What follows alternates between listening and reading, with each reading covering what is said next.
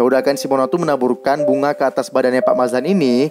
Dan tiba-tiba nggak ada angin, nggak ada hujan, nggak ada aba-aba 1, 2, 3. Langsung aja si Juraimi ini memenggal kepala Pak Mazlan tadi. Cetak. Yo, what's up guys? Welcome back to Rizky Aulia Channel.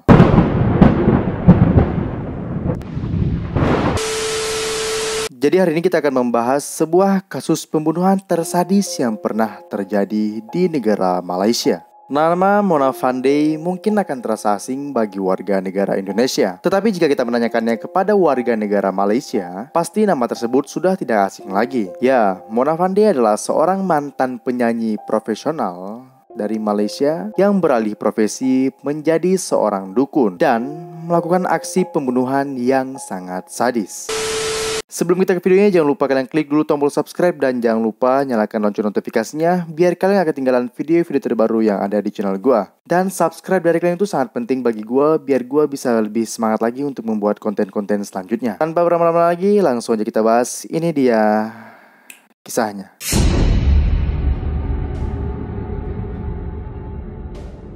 Masnah binti Ismail alias Mona Fandey lahir tanggal 1 Januari 1956 di Kangar, Perlis, Malaysia. Mona mengawali karirnya dengan menari dan bernyanyi pada saat umurnya itu masih sangat muda. Mona Fandey ini memang dari kecil itu dia sudah mempunyai cita-cita ataupun bermimpi menjadi seorang penyanyi bintang guys. Sampai akhirnya Mona Fandey ini menikahi seorang laki-laki bernama Muhammad Nur Afandi Abdurrahman yang mengaku sebagai pengusaha dan juga penggemar si Mona Fandey ini. Dan si Afandi ini menjanjikan bakalan mendanai usaha si Nona Fandey ini ataupun mensponsori dia agar bisa menjadi bintang terkenal di Malaysia sana. Untuk meningkatkan popularitasnya, akhirnya nama si Masnah Ismail ini diganti menjadi Mona Fandey. Jadi itu nama panggung ceritanya guys, yang katanya tercetus itu gara-gara panggilan sayangnya dari sang suami si Afandi itu. Akhirnya pasangan ini kompak untuk bisa menjadikan si Mona Fandey ini menjadi bintang di Malaysia sana. Mereka mulai memproduksi dan meluncurkan album-album yang sampai booming di Malaysia sana guys. Dan sampai akhirnya Mona Fandey ini berhasil muncul di televisi. Dan setelah itu si Mona Fandey ini akhirnya terkenal.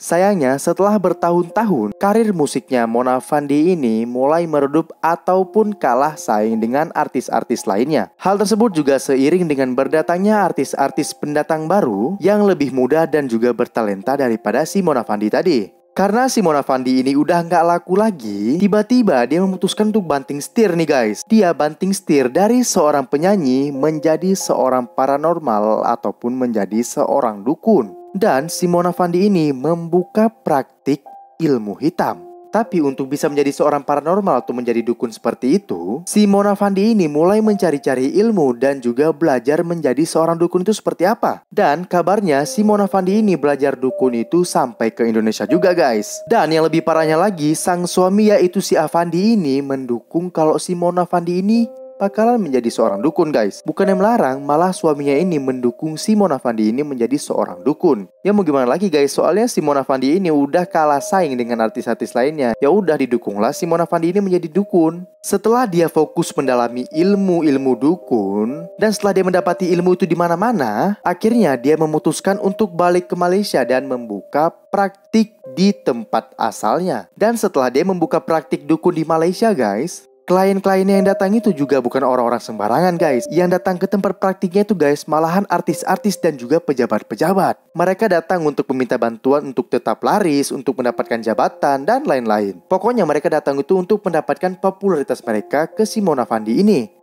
Akhirnya karena dunia perdukunan dia ini udah laku, malahan dia itu lebih laku jadi dukun daripada jadi seorang penyanyi. Akhirnya ya udah dia tuh melupakan cita-cita lamanya menjadi penyanyi bintang dan dia lebih fokus ke dunia perdukunannya nih, karena udah jelas-jelas lebih laku dia jadi dukun nih guys. Ya gimana enggak, dia jadi dukun tuh laris manis guys udah. Karena dia sudah sangat laris menjadi dukun guys, dia tuh mempatokkan harga yang sangat-sangat tinggi. Jadi ya udah dia matokin harga mahal ya kan, udah harganya mahal. Tapi tetap aja laku guys. Banyak juga orang yang datang kepada dia ini. Nggak tahu guys, bingung juga gue kenapa. Malahan si klien-kliennya ini bersedia untuk membayar lebih besar kepada si Mona Fandey ini guys, sebagai imbalan servisnya si Mona Fandey itu. Dan akhirnya setelah si Mona ini banyak klien, banyak uang kan jadinya dia kan. Kaya raya lah si Mona Fandey ini. Uang udah kebuang-buang, rumah di mana-mana, tanah apa lagi. Pokoknya melimpah lah udah hartanya si Mona Fandey ini guys. Tapi ini nih guys masalahnya guys. Entah betul entah enggak ilmunya ini, wallahu alam guys. Nggak tahu bener nggak tahu enggak nih ilmunya betul apa nggak tahu kita ya kan. Tapi kalau dilihat dari klien-kliennya yang banyak mondar-mandir ke dia ini, kayaknya bener juga ada ilmunya nih guys. Ya kayak mana enggak, kliennya tuh mondar-mandir balik ke tempat praktiknya terus guys. Kan nggak mungkin guys kalau orang ke tempat praktiknya tapi nggak berhasil, nggak mungkin orang itu balik ya kan. Tapi nggak tahu juga guys, nggak ada yang bisa memastikan. Tapi kan nggak ada juga yang bisa memastikan kalau dia itu mempunyai betul-betul ilmu, apa cuma ilmu pura-pura guys, nggak ada yang tahu juga ya kan. Tapi kita anggap aja lah, mungkin ilmu sihirnya ini berfungsi juga lah ya guys. Kalau nggak mungkin juga ada orang datang ya kan. Dan suaminya yang tadi si Avandi ini terus menyupport istrinya menjadi seorang dukun guys. Dan sampai akhirnya praktik mereka ini tetap berjalan sampai bertahun-tahun.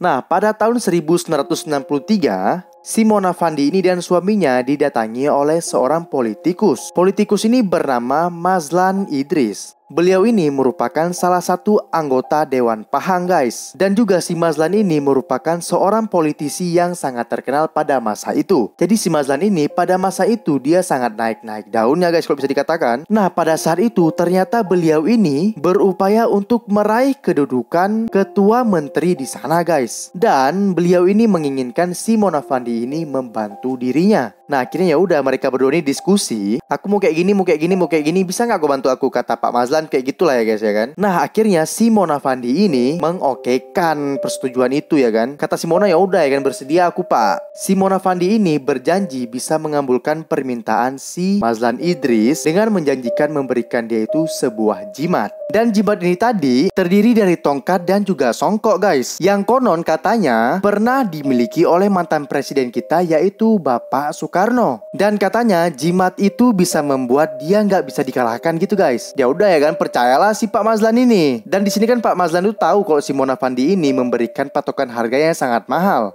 Pak Mazlan yang sudah saking percaya sama si Mona ini, akhirnya Pak Mazlan ini berjanji untuk memberikan si Mona ini, kalau memang berhasil ya kan, dikasihlah 2,5 miliar. Sekitar 2,5 juta ringgit Malaysia atau sekitar 8,4 miliar rupiah. Tapi Pak Mazlan ini mendp-nya itu 500 ringgit dulu guys. Nanti kalau udah berhasil baru dibayar sepenuhnya sama si Pak Mazlan ini. Tapi si Mona Fandey ini pinter ya guys. Dia bilang nggak bisa kayak gitu dong. Kamu harus kasih jaminan buat aku biar aku bisa mengerjakannya kepada kamu. Jadi ya udah betul kan Pak Mazlan ini kasih sertifikat tanah kepada dia. Nggak tahu tuh ada puluhan, pokoknya dikasih ke si Mona ini semua. Sertifikat tanah dia semua dikasihin ke si Mona ini untuk jaminan ya kan. Akhirnya ya udah disepakati pula sama si Mona ini. Dikasih tanggalnya sama si Mona ya kan. Dan akhirnya tiba ya kan hari yang dijanjikan kepada si Mona dan Pak Mazlan ini ya kan. Datanglah Pak Mazlan ini membawa DP kepada si Mona. Dan akhirnya dimulailah ritual tersebut di hari itu juga. Dan selama mereka menjalani praktiknya itu, ternyata mereka itu tidak berdua saja, tetapi bertiga. Satunya ini adalah asistennya, yaitu yang bernama si Juraimi. Ternyata selama si Mona Fandey ini praktik, ada asistennya itu yang bernama si Juraimi tadi. Nah, waktu ritual Pak Mazlan ini pun dimulai, si Juraimi pun ada di situ guys. Akhirnya ya udah mereka bertiga jadinya ya kan. Masuklah mereka bertiga ini ke ruang praktik si Mona tadi. Akhirnya si Mona ini menyuruh Pak Mazlan itu untuk berbaring di atas sebuah tempat yang sudah disiapkan. Akhirnya tidurlah si Pak Mazlan ini ya kan. Si Mona juga bilang, Pak Mazlan tutuplah mata Anda. Pak Mazlan tutup mata Anda, berbaring dengan rileks dan tutuplah mata Anda pak. Udah kayak gitu kan. Terus sembari dia mengatakan rileks itu ya kan, terus si Mona ini bilang, tutuplah mata bapak, rileks, bayangkan sebentar lagi uang akan jatuh dari atas kepada bapak. Bayangkan pak, bayangkan uang itu akan jatuh ke bapak sebentar lagi. Pokoknya si Mona tuh bilang kayak gitu terus kepada si Pak Mazlan guys. Nah pas lagi Pak Mazlan ini disuruh bayangin si Mona untuk mendapatkan uang itu, si Mona ini sembari menaburkan bunga ke atas badan Pak Mazlan itu guys. Ya udah kan si Mona tuh menaburkan bunga ke atas badannya Pak Mazlan ini. Dan tiba-tiba nggak ada angin, nggak ada hujan, nggak ada aba-aba 1, 2, 3. Langsung aja si Juraimi ini memenggal kepala Pak Mazlan tadi. Cetak. putus lah kepalanya ya kan. Bukan uang yang jatuh dari langit, kepalanya yang jatuh dari badannya. Kenapa kayak gitu? Ya karena si Mona Fandey ini cuman dukun abal-abal guys. Dia tuh sebenarnya cuman mau uangnya si Mazlan aja guys. Tergiur gitu dia kan. Gak sampai di situ aja guys. Pada saat suaminya datang, kan tadi posisinya tuh kepala Pak Mazlan ini udah pisah kan sama badannya ya kan. Mereka tuh gak puas ya kan. Akhirnya mereka bertiga itu memotong badannya Pak Mazlan ini menjadi 18 bagian. Cobalah kalian pikir aja guys. Nggak ada otaknya mereka bertiga ini memang. Nah akhirnya dikumpullah badan-badan Pak Mazlan ini. Setelah dikumpulkan, dikuburkanlah di dekat gudang di rumah mereka guys. Terus sudah dikubur nih ya kan. Aman berarti ya kan. Cuman mereka bertiga yang tahu kan. Setelah mengubur itu, si Mona ini lebih nggak ada otak lagi dia guys. Kan tadi mereka bekerja ini kan bertiga ya kan. Si Mona, si Afandi suaminya itu, sama si siapa tadi? Sama si Juraimi asistennya ini. Padahal si Juraimi ini, si asistennya ini, si tukang eksekutor, malah cuma dikasih 1 juta rupiah aja guys. Padahal si Mona ini mendapatkan bermiliar-miliaran lah ya kan. Tapi cuma dikasih ke eksekutornya itu cuma 1 juta aja guys. Aduh bayangin lah guys. Otaknya di mana ditaruh guys? Bukan di sini guys. Kalian pikirlah di mana emang. Nah bodohnya mereka lagi ini, mentang-mentang mereka baru dapat uang banyak ya kan. Mereka baru dapat uang banyak dari Pak Mazlan. Entah bodoh apa gimana mereka ini. Akhirnya mereka belanja nih guys. Foya-foya mereka beli Mercy, beli rumah, beli ini, beli itu ya kan. Sampai akhirnya datang sebuah laporan ke kepolisian. Laporan tersebut dari keluarganya Pak Mazlan Idris tadi. Keluarganya mengatakan bahwa Pak Mazlan ini udah hilang, gak pulang-pulang selama berhari-hari, dan sudah membawa uang sebesar 300 ringgit Malaysia. Nah setelah dilaporkan itu ternyata tidak ada jejak atas hilangnya Pak Mazlan ini. Jadi bersih ya kan permainan mereka nih ya kan. Gak ada yang tahu akhirnya ya kan. Dan bahkan penyidik pun sampai buntu, gak tahu lagi mau cari kemana.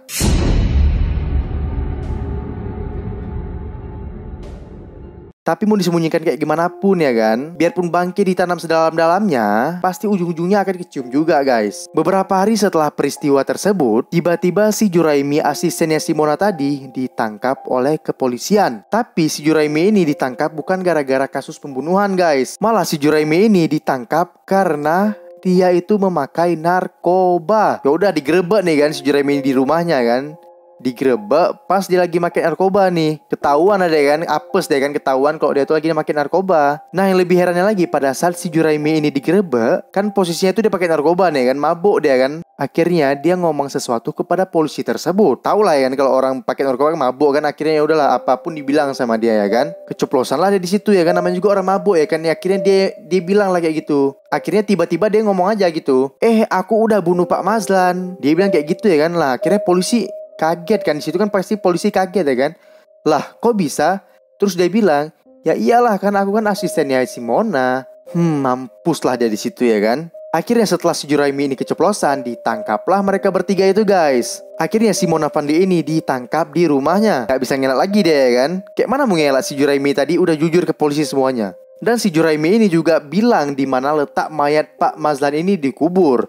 Akhirnya udah polisi tuh kubur mayatnya si Pak Mazlan ini. Kayak mana mungkin lagi si Mona tadi. Dan yang lebih sadisnya lagi guys, pada saat digali tubuhnya Pak Mazlan ini, yang tadinya ada 18 potong bagian, ternyata sekarang tinggal 16 potong bagian. Dan 2 potong bagian tadi ternyata si Mona dan suaminya ini memakan daging Pak Mazlan tadi. Kalian pikir lah guys, udah gimana? Kalian pikir lah guys, gila kayak mana orang nih, psikopat, asli psikopat.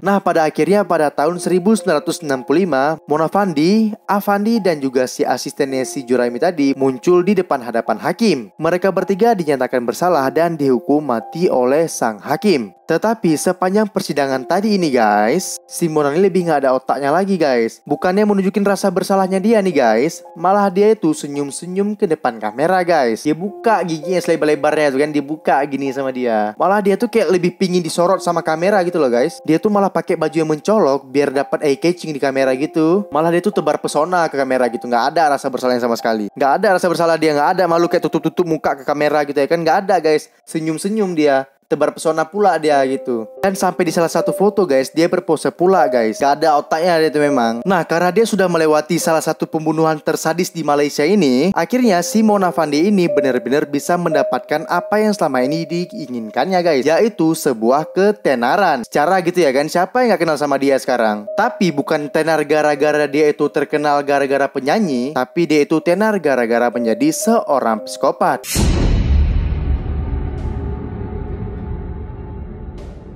Setelah berhari-hari melewati persidangan yang amat panjang, akhirnya mereka bertiga ini dijatuhi hukuman gantung. Dan dilaporkan setelah mendengarkan keputusan itu, Mona Fandey ini katanya bilang, "Saya senang dan berterima kasih kepada seluruh masyarakat Malaysia." Dia nggak minta maaf guys. Dia tuh nggak minta maaf. Dia bilang dia senang dan ucapin terima kasih guys. Udah gila emang nih orang. Dan 4 tahun kemudian, tepatnya tahun 1999, mereka ini mengajukan banding sebagai upaya terakhir mereka. Tetapi alhamdulillahnya banding mereka itu ditolak guys. Enak-enak aja mereka membanding untuk membatalkan hukuman gantung mereka. Mau jadi apa ya kan? Dan tanggal eksekusi mati mereka itu sudah ditetapkan tanggal 2 November tahun 2001 di penjara Kanjang. Dan 1 hari sebelum mereka dieksekusi mati nih guys, mereka bertiga ini diizinkan untuk bertemu keluarganya terlebih dahulu. Dan dikabarkan juga makanan terakhir mereka itu adalah KFC. Karena kan biasanya orang yang divonis hukuman mati itu akan diberikan permintaan terakhir untuk apa yang mereka mau makan sebelum mereka dieksekusi mati. Nah, mereka bertiga ini meminta untuk makan makanan KFC untuk terakhir kalinya. Nah, pada tanggal 2 November 2001, tepatnya pada pukul 5:59 pagi,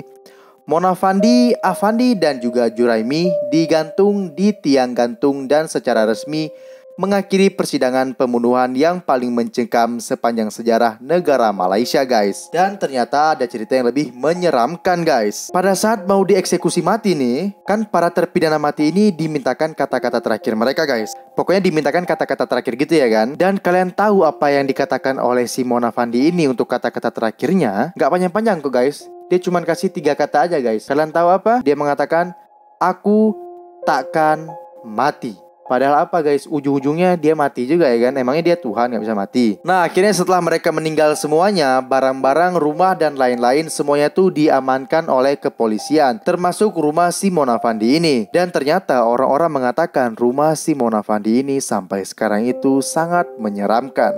Banyak kisah-kisah horor di sana dan kisah-kisah mistis yang terjadi di sana. Buat kalian orang-orang Malaysia, coba jelaskan ke gua gimana sih rumah si Fandey itu, seberapa seramnya. Tapi gua nggak ada niatan juga buat kesana sih. Tapi gua pingin tahu aja cerita dari kalian tuh gimana tentang rumah si Mona Fandey ini. Dan buat kalian yang tahu tentang rumah si Mona Fandey ini, coba komen di bawah guys. Nah, segitu aja guys kisah dari Mona Fandey ini. Jika kalian suka sama videonya, jangan lupa kalian like, kalian share sebanyak-banyaknya, dan jangan lupa kalian subscribe channel gue ini guys. Gua Rizky Aulia, sampai jumpa di video-video lainnya. Bye-bye.